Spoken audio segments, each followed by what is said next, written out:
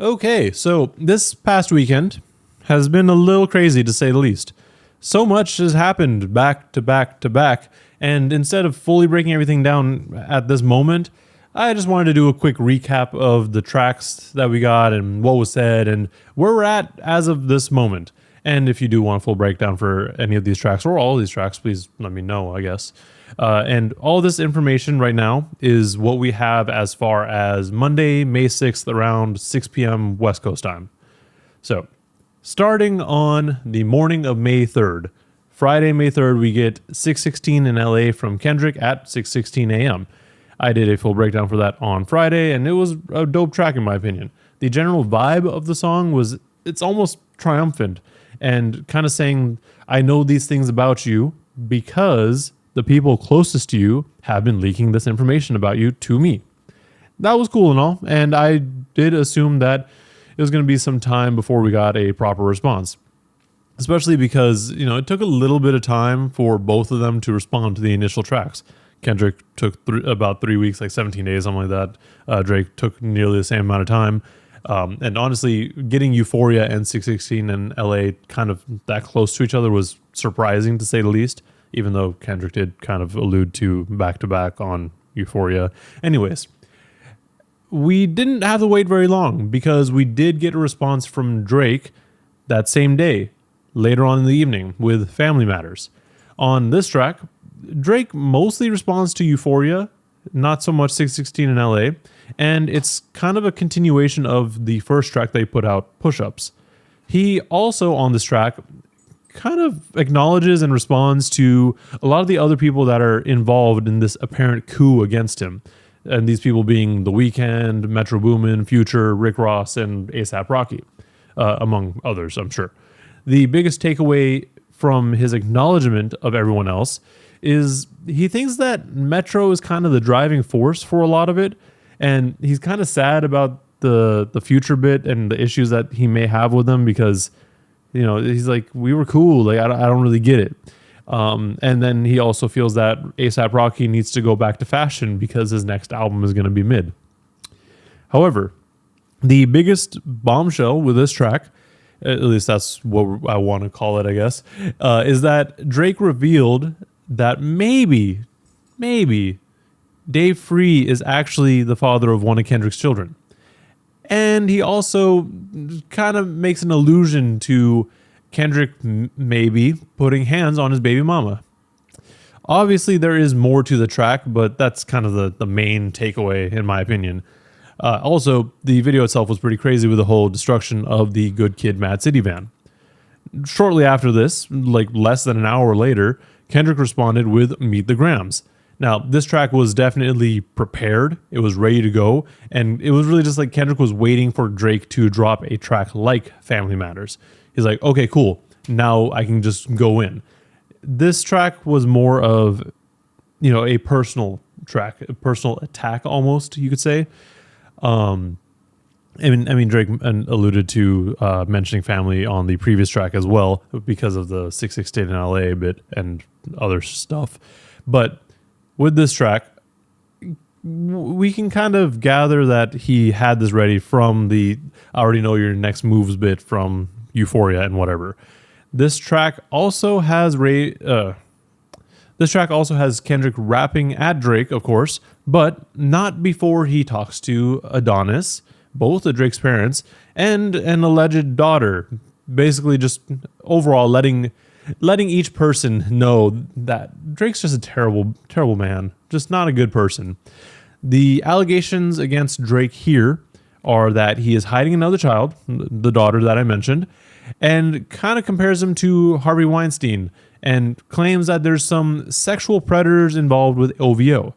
Aside from that, the cover is the same as what we got on 6:16 in LA, but zoomed out to include more of a personal bit of information. Allegedly, this image is from Drake's dad's suitcase and includes some medication prescribed to Drake, specifically, including Ozempic and a generic of Ambien. Take that however you want to take it. After this, we didn't hear really anything else aside from Drake posting on Instagram disputing the validity of his alleged daughter.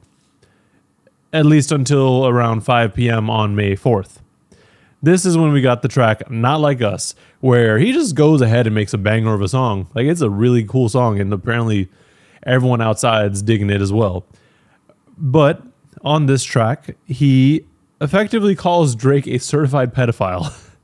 And the track itself doesn't necessarily delve too much deeper into it, aside from, that, and effectively calling Drake a modern day slave master in the way that he uses other artists, specifically from Atlanta, to big up himself.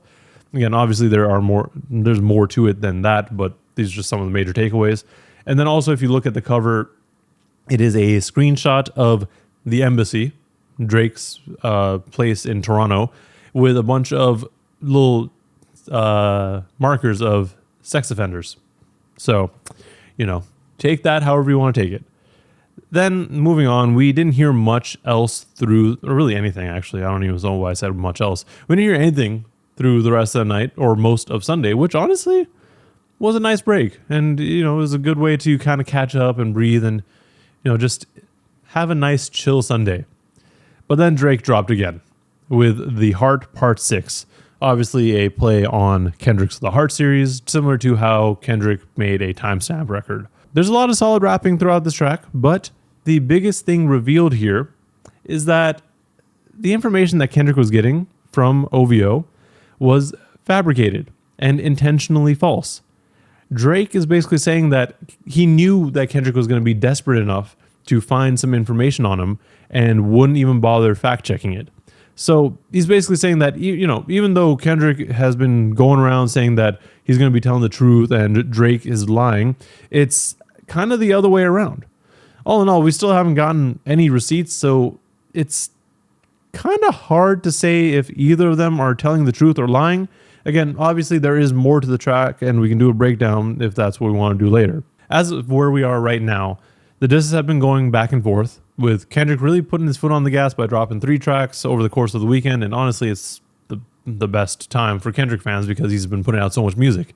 It's really hard to say who's in the right here, again, because we don't have the receipts. I don't know that we necessarily want the receipts because things are getting nasty, but, we don't know anything yet. Nothing is confirmed. The one thing that I will say about Drake on The Heart Part 6 is he kind of feels tired. Like, he sounds tired and just wants this to be over. Like, which, could be in his intention with the delivery, and maybe he's just like trying to get Kendrick to poke him at that. But still, the other thing about The Heart Part 6 for me is, of all the things to give false information about, why was it the pedophilia and OVO sex offenders? Maybe it's just because that's kind of been the rumors around Drake for a while, and that's just the easy target.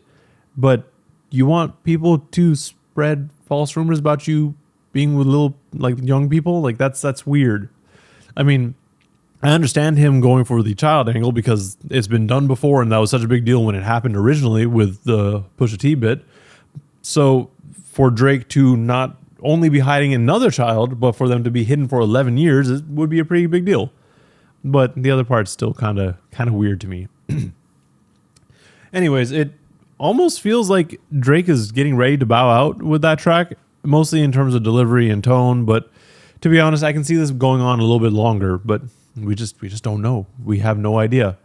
And watch, after this video gets posted, Kendrick's probably going to have something out and ready, and then just turn everything upside down. I don't know. But that's all I got. That was a longer recap than I was anticipating it being, but here we are as of Monday, May 6th, 2024. Let me know in the comments below where you think this is going. Do you think Drake's done? Do you think Kendrick's winning? All that in the comments. And while you're down there, like and subscribe to see more rambling and content like this. Thank you for watching, and please stay safe out there.